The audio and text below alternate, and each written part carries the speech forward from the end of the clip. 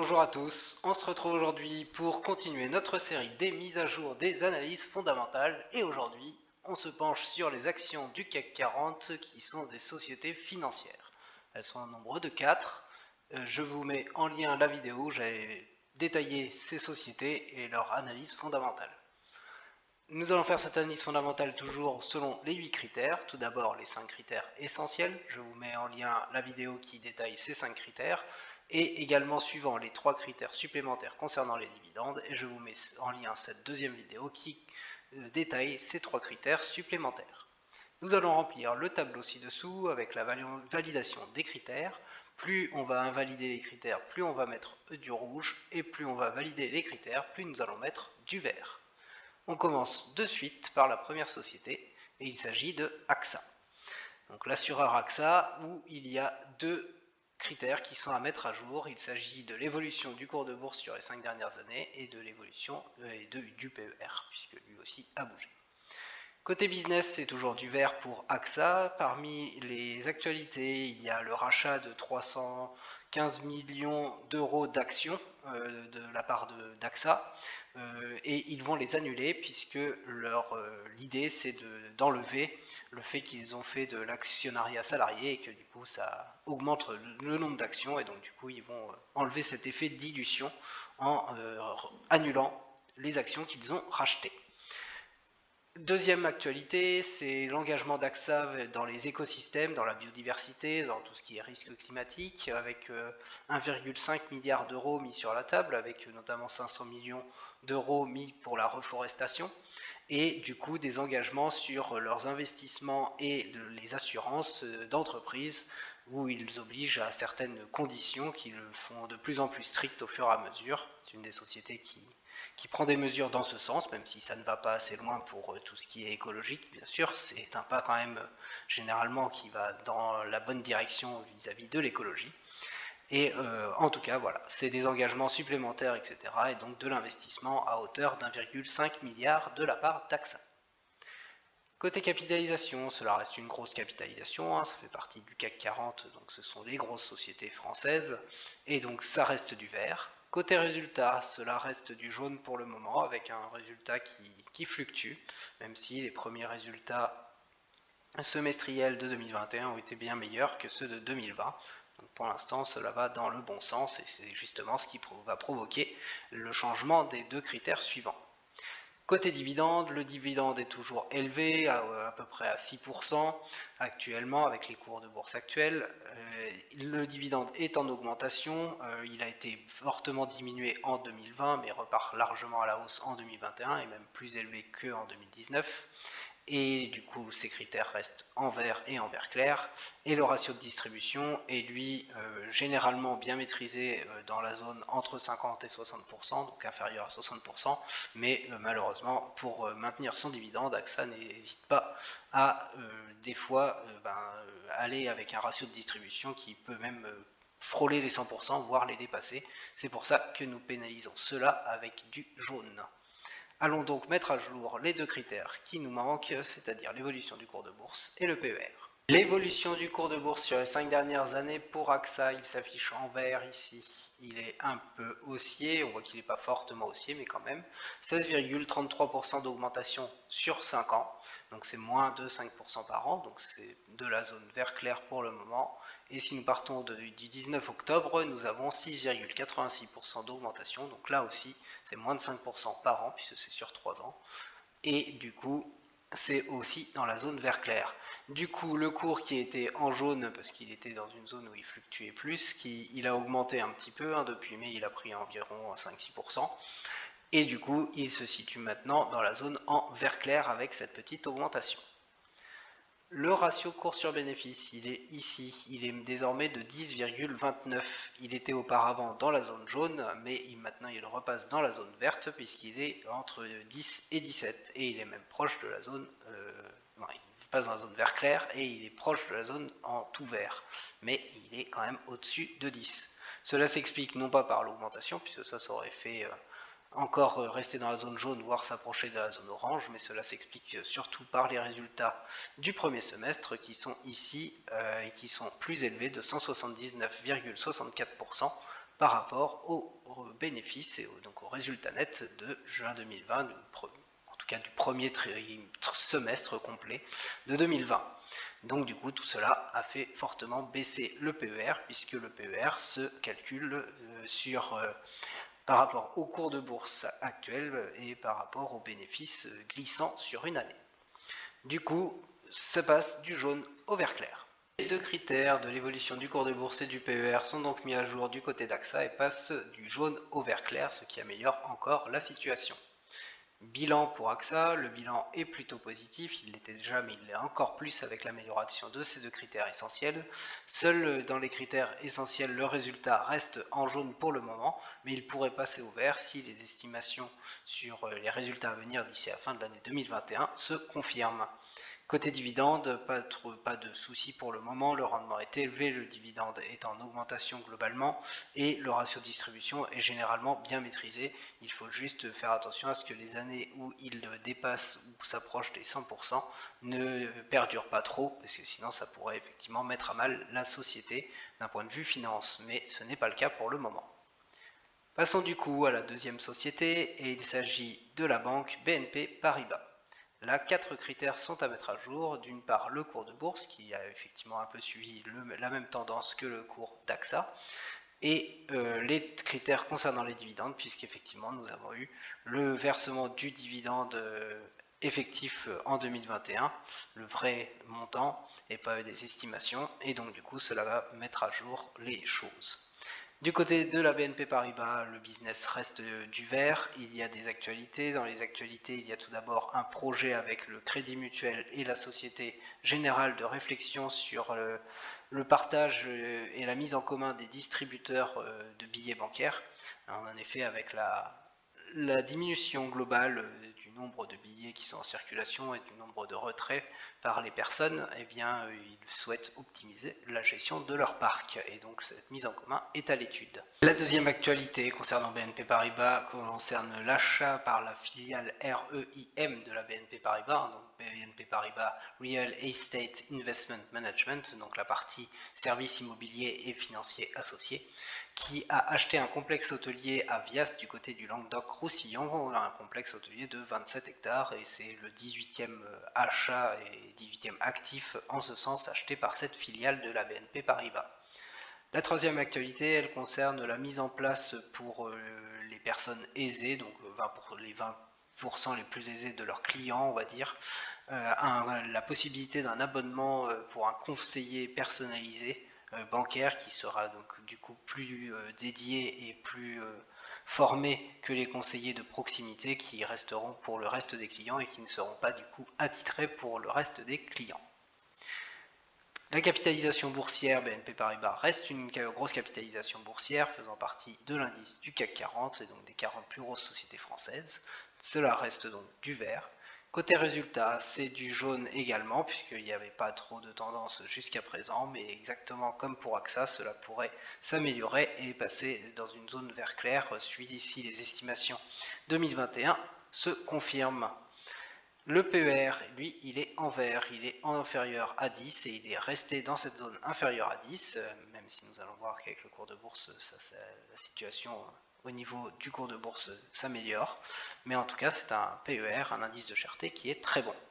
Allons donc mettre à jour tous les critères, les 4, puisqu'il en reste 4, donc la moitié des critères, qui doivent être mis à jour. Le cours de bourse pour la BNP Paribas, il s'affiche en vert et donc haussier, mais apparaît peu haussier. Effectivement, la hausse est de 12,34% sur 5 ans, c'est donc moins de 5% par an sur cette période. Et par rapport au 19 octobre, là nous avons un peu plus de hausse puisque nous avons 19,04%. Et donc là par contre c'est supérieur à 5% par an sur les 3 dernières années.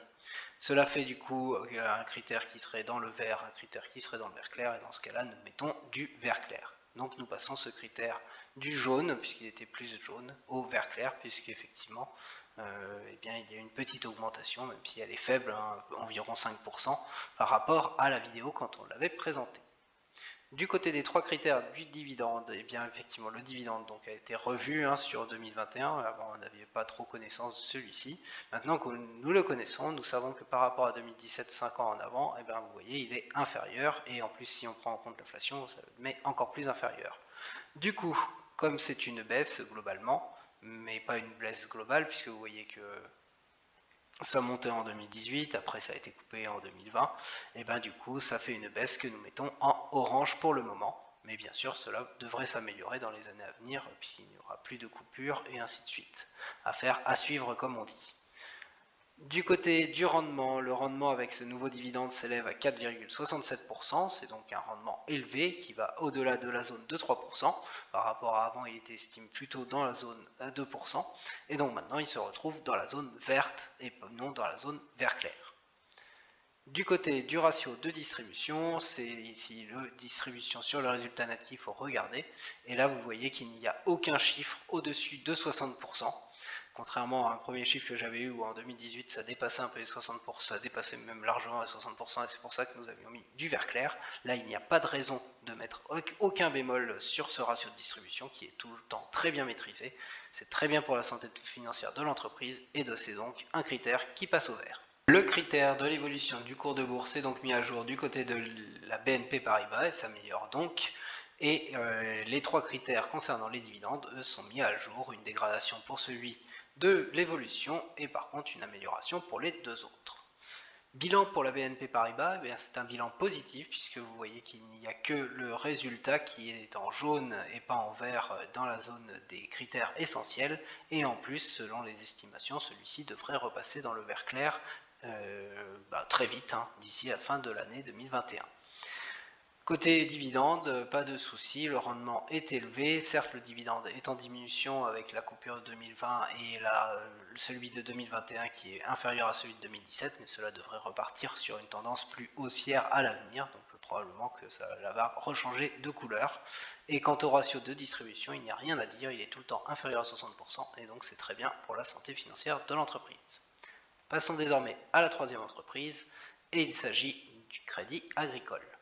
Deux critères sont à mettre à jour du côté du Crédit Agricole, l'évolution du cours de bourse, similairement aux autres, et le PER.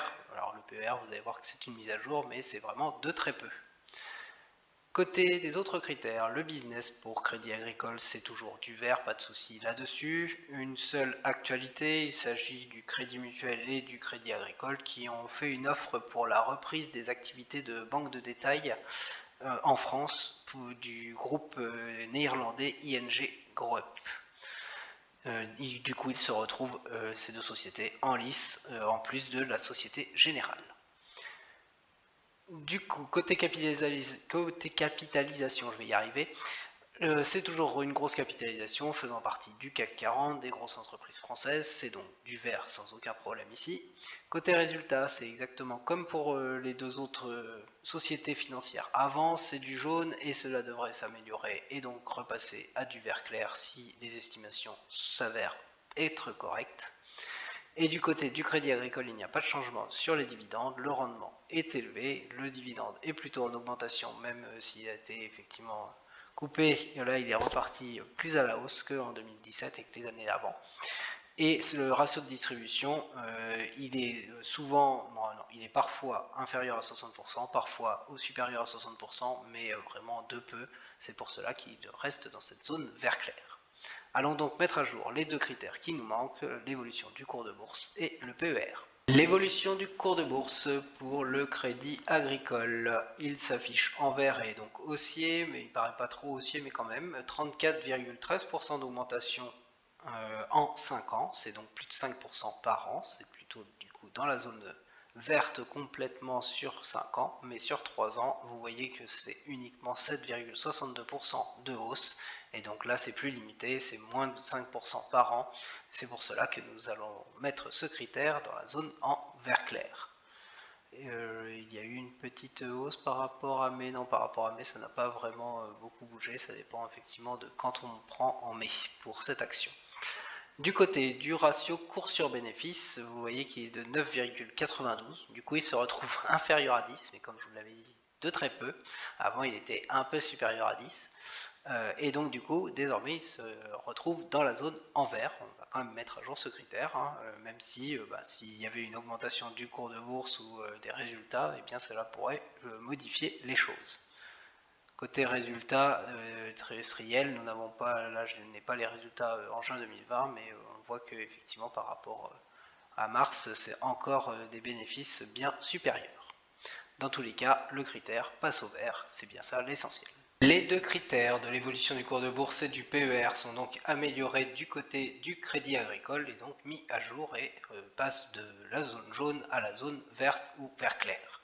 Bilan pour crédit agricole, eh bien cela saute aux yeux, c'est comme pour AXA, il n'y a que du vert et précisément, ou quasiment, c'est même encore moins qu'AXA puisqu'il n'y a qu'un seul jaune et il s'agit d'un seul critère essentiel qui est en jaune et qui est le résultat.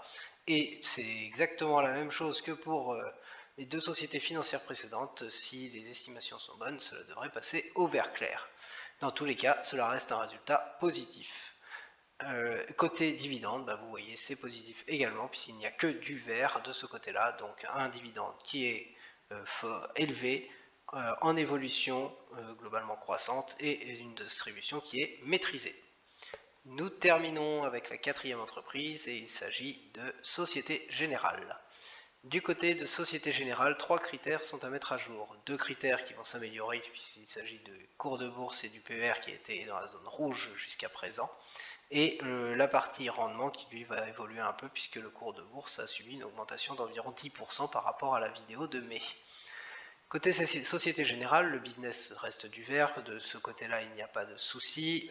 Dans les actualités, une très mauvaise actualité. Du côté de la Côte d'Ivoire, la Société Générale Côte d'Ivoire fait état d'une arnaque en interne à un de ses employés accusé, et du coup c'est à l'étude tout ça, mais a priori la banque a été dévalisée de 600 millions de francs CFA, donc des francs de là-bas, ce qui équivaut à un peu plus de 900 000 euros. Donc l'affaire est en cours, mais en tout cas c'est pas une bonne affaire pour la Société Générale.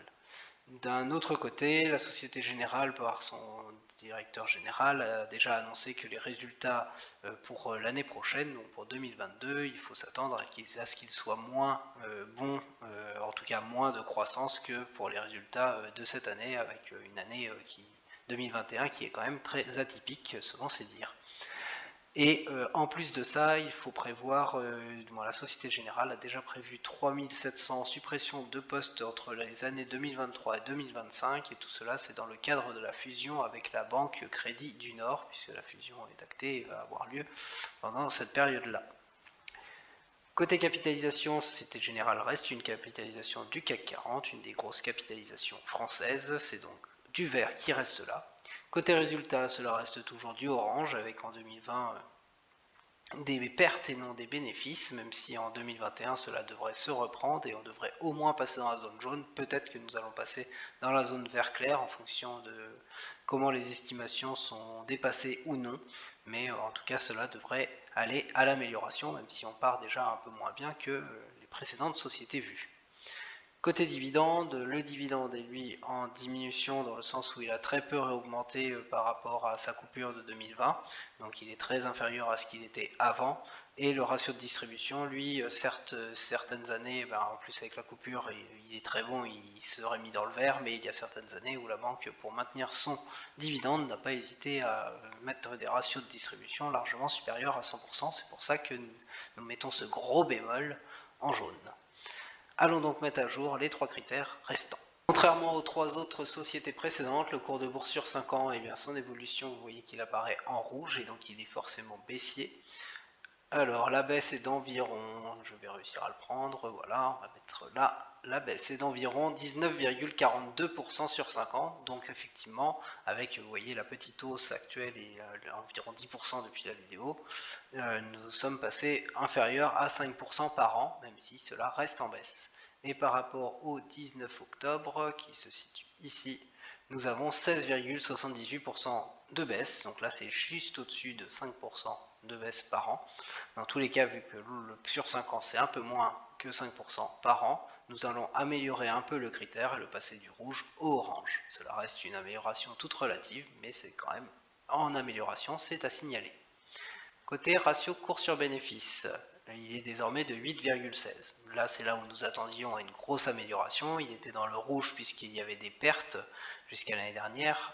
Et du coup, vous voyez qu'avec les trimestriels qui sont arrivés en juin, il y a 213,84% d'évolution indiquée ici. Et vous voyez même qu'en juin 2021, on était complètement dans le négatif. Donc comme le PER se calcule sur les bénéfices glissants, on enlève complètement ces pertes ici et on rajoute beaucoup de bénéfices, ce qui redonne un PER calculable qui ne tend plus vers plus l'infini et donc qui redevient complètement même très bas et même une cherté d'action qui est à un très bon prix, inférieur à 10 et donc dans le vert.